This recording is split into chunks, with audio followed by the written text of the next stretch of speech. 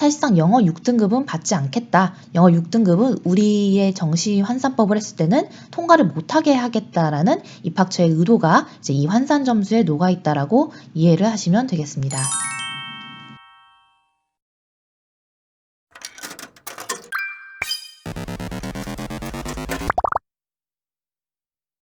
안녕하세요. 입시 읽어준 여자입니다. 우리 오늘은 강남대학교의 정시 2021년도 어떻게 반영되는지 살펴볼 건데요.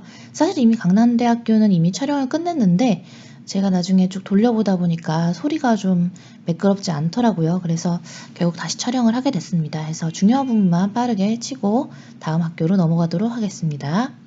자, 강남대학교의 이번 학년도 수능 성적 반영 방법 안내.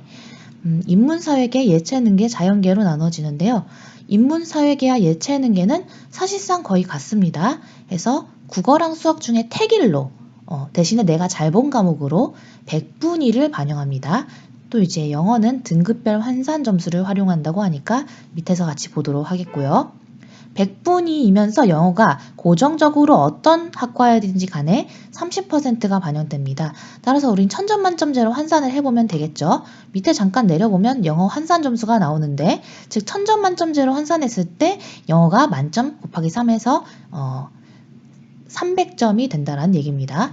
그러면 천점만점제로 했을 때는 이제 2등급에서 15점의 감점이 일어난다는 것을 확인할 수 있습니다. 이렇게 내가 영어를 못 본 것, 내가 2등급, 3등급, 4등급 혹은 5등급이 나왔을 때 그 등급으로 가장 유리한 것을 분석해내는 시스템이 저희 회사에서 개발한 유리도 분석 시스템입니다. 이제 이런 시스템은 현재 다른 데서 이것만 개발한 쪽은 없는 걸로 알고요. 그래서 저희 회사에서 한 정식 컨설팅은 기본적으로 진학사라는 거대한 어떤 그 통계를 가지고 A라는 한 학생에게 어떻게 맞춤형으로 더 유리한 분석을 찾아낼 것인가를 연구해서 유리도 분석이라든가 누적도 분석이라든가 이런 걸 저희 회사에서 따로 만들었어요. 그래서 그런 부분을 적용해서 전년도에도 이제 강남대 문 닫고 들어간 학생들 학과별로 가감면시 3명이나 있었던 걸로 기억을 합니다. 네, 따라서 지금 잘 보시면 3등급과 4등급의 극간차가 10점이고 1등급, 2등급, 그 다음에 2등급에 3등급은 각각 5점의 극간차가 나고 있습니다. 그리고 어디서 차이가 많이 나기 시작하냐면 4등급과 5등급까지는 그대로 10점 감점인데 6등급부터 20점을 감점하면서 사실상 영어 6등급은 받지 않겠다. 영어 6등급은 우리의 정시 환산법을 했을 때는 통과를 못하게 하겠다라는 입학처의 의도가 이제 이 환산 점수에 녹아 있다라고 이해를 하시면 되겠습니다.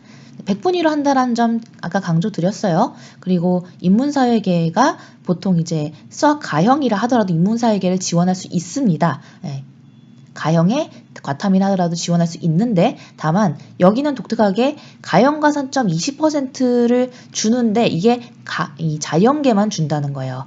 또 자연계는 국어랑 수학 중에 선택할 수 있는 게 아니라 반드시 수학으로 50%가 들어가야 하는데 이 중에서 이 수학 50%에 가형에는 가산점 20% 부여함으로써 사실상 내가 수학 가형을 봤을 때는 거의 합격선이 나옵니다. 거의 합격선이 나옵니다. 그래서 이 부분을 유의해서 내가 수학 가형인데 특별하게 잘 본 과목이 없다. 이런 경우에 한번 지원을 해보는 것도 가능할 것 같습니다. 네, 여기는 산출 방법이 너무 쉬워서 보시면 천점만점제 환산으로 보시면 되겠죠? 그래서 국어 또는 수학의 50%, 영어 30%, 그 다음에 탐구과목 20%. 아까 우리 봤던 거 똑같아요. 네, 자연계는 가형의 그 100분위 자체에 거기에 1.2를 곱하고 그 다음에 0.5를 곱하는 겁니다. 어차피 곱셈이니까 순서만 바뀌어도 큰 상관은 없지만요. 그 다음에 음악학이나 유니버설 아트 디자인, 그 다음에 스포츠 복지 이쪽도 좀 유명하긴 한데 아마 이걸 보시는 분들 중에서 이걸 보시는 분들은 별로 없을 것 같아요. 소수 셋째 점 자리에서 반올림해서 둘째 자리까지 반영을 하고요. 환산 점수 0점을 결격 처리한다라고 밝혔습니다. 네. 그래서 이제 강남대학교의 인원수의 변동을 살펴볼 건데요. 제가 2020년도, 그 다음에 2021년도랑 이제 살펴볼 거예요. 지금 이제 2020년도 때 정시를 보시면,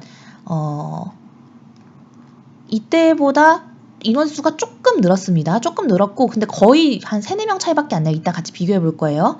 양쪽에 2개 띄워놓으면 너무 작을 것 같아서 제가 따로따로 볼 건데, 인원수는 한 5명, 6명씩 늘었나 정도로 보시면 돼요. 총계 기준으로 가군에 한 5명, 뭐 나군에 한 5명 그 정도 늘었는데 다군이 많이 늘어서 제가 살펴봤더니 다군은 야간은 늘린 거라서 큰 의미는 없을 것 같습니다.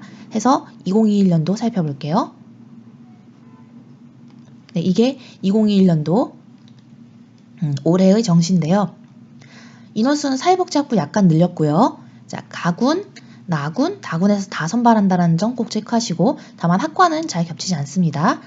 보시면 그 문과 같은 경우에 가군의 글로벌 경영학부, 나군의 정경학부를 선발함으로써 상당히 많은 인원수 선발한다는 걸 아실 수가 있고요. 또 여기는 그 차상위 계층 학생들 중에서 꽤 많은 학생들을 선발합니다. 보통 차상위 계층으로 뭐 2명, 1명 이렇게 선발하는데 여기 뭐 7명, 8명 이렇게 선발하니까 내가 차상위 계층인데 인서울은 좀 어려운 성적이다라고 하면 여기 이제 수원, 용인 쪽에 있는 강남대학교에 지원해보는 것도 괜찮을 것 같습니다. 그래서 나군의 이런 학과들을 가군의 사회복지학과, 글로벌경영, ICT공학부 100명 넘죠. 그다음에 유아교육과도 인기가 있는데 여기가 지금 가군에 있다라고 이해하시면 되고 나군에는 야간을 잘 구별하세요. 사회복지학부 야간이 나군에 있습니다. 그 다음에 이제 야간이라 표시 안 되면 다 주간이고요. 실버산업학과도 있습니다. 그 다음에 이제 문과로서 이제 정경학부가 들어갔고요. 그 다음에 기독교학과, 그 다음에 좀 인기가 있는 그 컨텐츠를 다룬다고 해서 글로벌 문화학부가 좀 인기가 있죠.